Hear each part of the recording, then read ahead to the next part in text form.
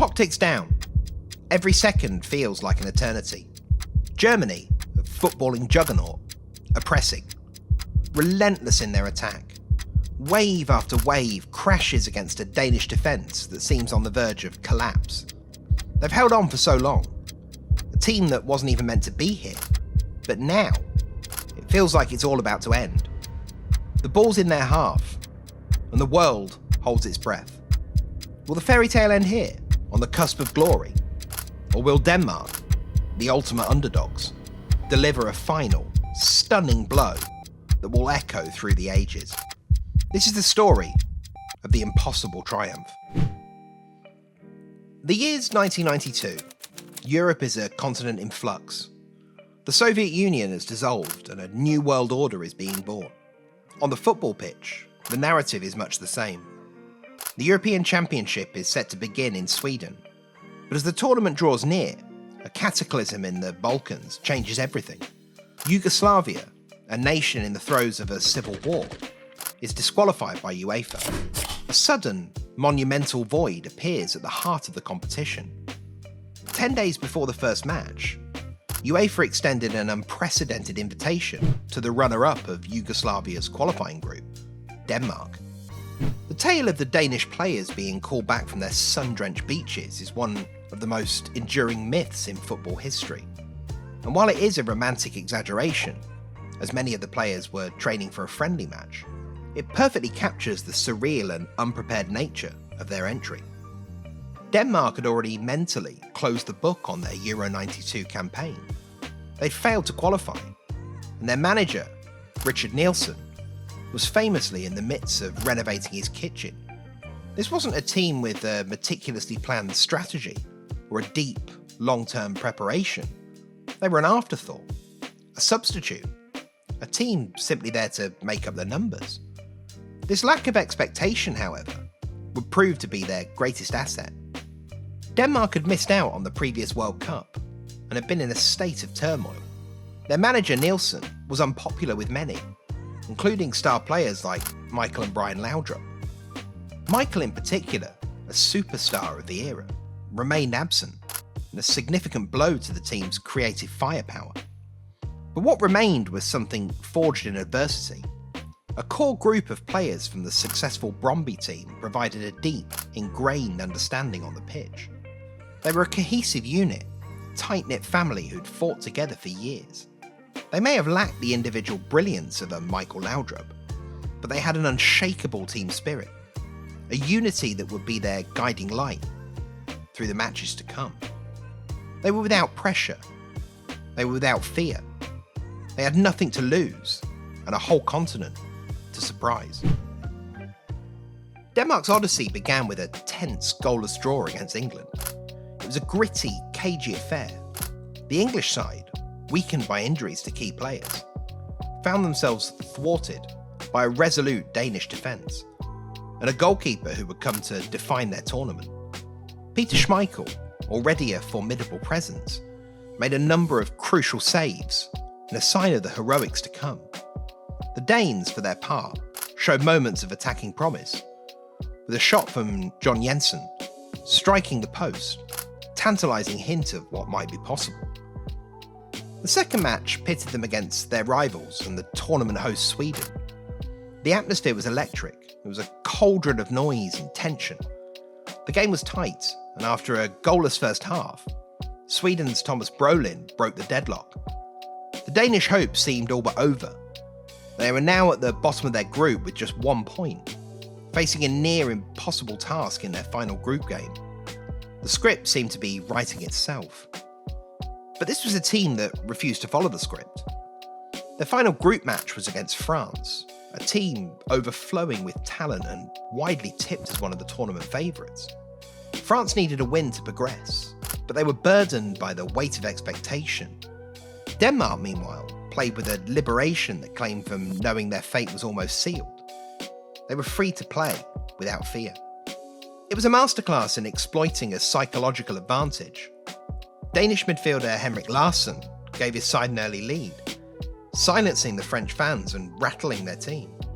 France would equalise through their superstar Papin in the second half, and for a moment it seemed like the natural order of things would be restored. But with just a few minutes remaining, Lars Laudrup, a late substitute, latched onto a cross and tapped the ball into the French goal. The stadium erupted in a mixture of French despair and Danish disbelief. The final score was 2-1. Against all odds, Denmark qualified for the knockout stages. They played their way from the abyss into the spotlight. Their reward for this extraordinary escape was a date with the reigning European champions, the Netherlands. The Dutch squad was a who's who of footballing royalty. Frank Rijkaard, Ruud Gullit, Dennis Bergkamp, and the great Marco van Basten. It was a contest of skill against will. The semi-final was a footballing spectacle. Denmark, with confidence now soaring, took the lead early through Larsen. The Dutch, however, were not so easily thwarted, and Bergkamp levelled the score. The back-and-forth nature of the game was a gripping affair, and Larsen scored again, giving Denmark a 2-1 lead. Denmark held on, defending with their lives, their energy fading with every passing minute. And with just 5 minutes left, it was Rijkaard who found the equaliser.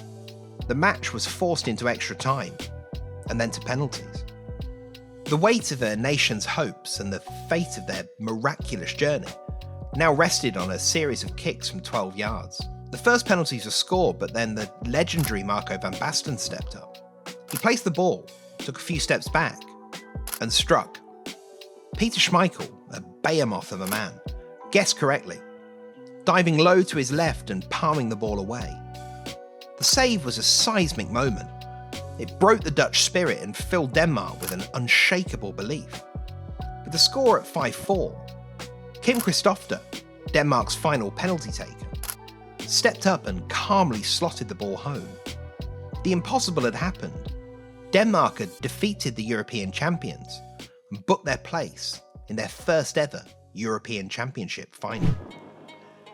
Before we get to the final, we must understand the sheer scale of the challenge that stood before Denmark. Their opponents, Germany, were not just a great team, they were a footballing juggernaut. Fresh from winning the 1990 World Cup, this was a side of unyielding strength, technical precision, and psychological fortitude. They were the reigning world champions, the undisputed kings of the football world. For them, reaching the final was an expectation, a foregone conclusion. Germany's path to the final was a demonstration of their power and depth. In their opening group match, they faced a highly defensive Commonwealth of Independent States side. Despite being frustrated for much of the game, they fought back from a goal down, with a late Thomas Hessler free kick securing a 1-1 draw. It was a result that spoke of their refusal to be beaten, a hallmark of German football. Next, they faced Scotland. Germany were clinical and efficient, scoring twice through Karl-Heinz Riedler and Stefan Effenberg to secure a comfortable 2-0 win. They faced a stiffer test in their final group match against the Netherlands, who played with flair and purpose, winning 3-1. While the result was a loss for Germany, they still qualified for the knockout phases as group runners-up. Their semi-final opponent was the tournament host, Sweden. The match was a tense affair, a high-stakes clash in front of a partisan home crowd.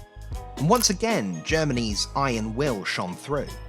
Hessler opened the scoring with a brilliant free kick, and Riedler doubled their lead in the second half. Sweden fought back, scoring from a penalty, but Riedler's second goal of the match sealed a 3-2 victory. The win propelled Germany into their third European Championship final in 4 tournaments. They were a team of destiny, a machine that never stopped, a collection of world-class players who were experts in winning when it mattered most.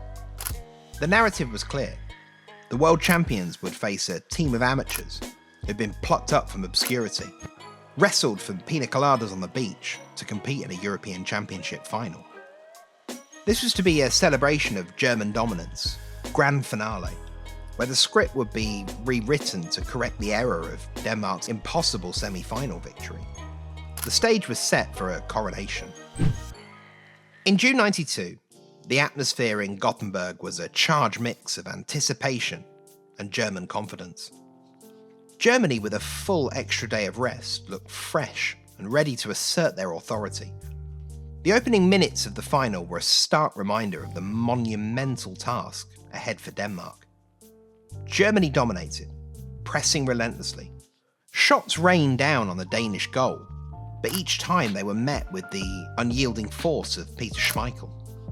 He was a man possessed, diving full length, making saves that defied physics, a human barricade in front of his goal. The pressure continued to mount. It was almost overwhelming. And then, in a moment of magic, a powerful tackle from Kim Vilfort on Andreas Bremer won the ball for Denmark. It was passed to Flemming Poulsen, who cut it back diagonally to the edge of the German box.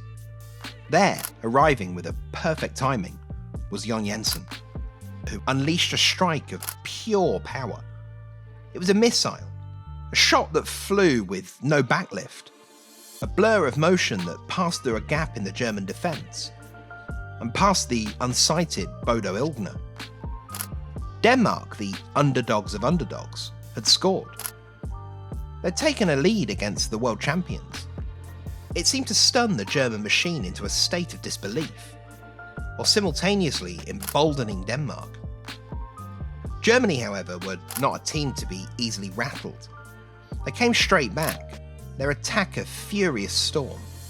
Schmeichel was forced into a world-class save, diving full length to deny a vicious strike from Jürgen Klinsmann. A few minutes later, he pushed a shot from Stefan Eppenberg away. The siege on the Danish goal continued with no let-up. They defended with everything they had, throwing their bodies in front of shots. The second half began with the same German pressure. Denmark were visibly tiring, their legs heavy from their exhausting journey to the final. Their entire focus was on defence. They absorbed blow after blow. Klinsmann himself rose highest for a header, aiming it towards the top corner, but Schmeichel, with an almost supernatural reaction, tipped it over the bar. German manager Bertie Vogts later admitted that after the first goal, his team fell into the headless chicken syndrome, and the Danish defence, led by their phenomenal goalkeeper, was an unsolvable puzzle. It seemed only a matter of time before Germany would break through. Every second was an eternity of defensive struggle, and then in the 78th minute, with just 12 remaining, the impossible happened again. It fell to Kim Vilfort, who battled so hard all tournament. He took a touch, creating just enough space to get his shot away from two converging defenders. He struck the ball low and true. It flew past the keeper, kissing the inside of the far post before hitting the back of the net. The Denmark fans let out a gasp of pure joy. It was 2-0, the final decisive blow. It was a fairy tale straight out of the works of Hans Christian Andersen. Denmark's unlikely story was complete.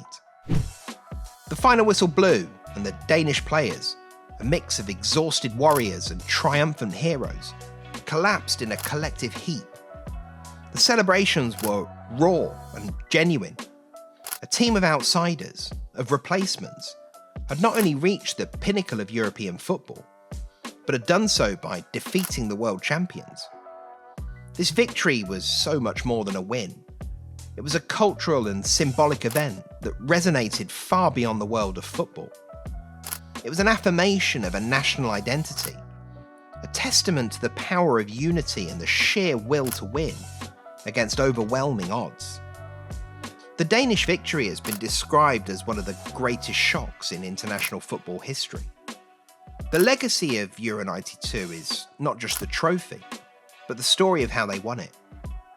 It's a reminder that talent can be overcome by teamwork, that expectation can be a crushing burden, and that a group of players with a shared goal and an unshakable spirit can achieve the impossible. Peter Schmeichel, the heroic rock of their defence, later reflected, "It really sank in when we were in Copenhagen, in the town hall for the celebrations with the rest of the country. That was unbelievable. The entire nation had gathered to celebrate their champions, a moment of collective euphoria that would be talked about for generations." The victory of Denmark in '92 will forever stand as a testament to the magic of football. It's a story of a team that wasn't even invited, who had nothing to lose and everything to gain. Their triumph was not just a fleeting moment of glory. It left an enduring legacy of hope, of resilience, and of the unshakable belief that sometimes the most beautiful stories are the ones that you never see coming. If you like underdog stories and football with a soul, hit like and subscribe. What are your memories of this great Denmark side? Let us know in the comments below. And in the meantime, stay tuned for more football history. One incredible story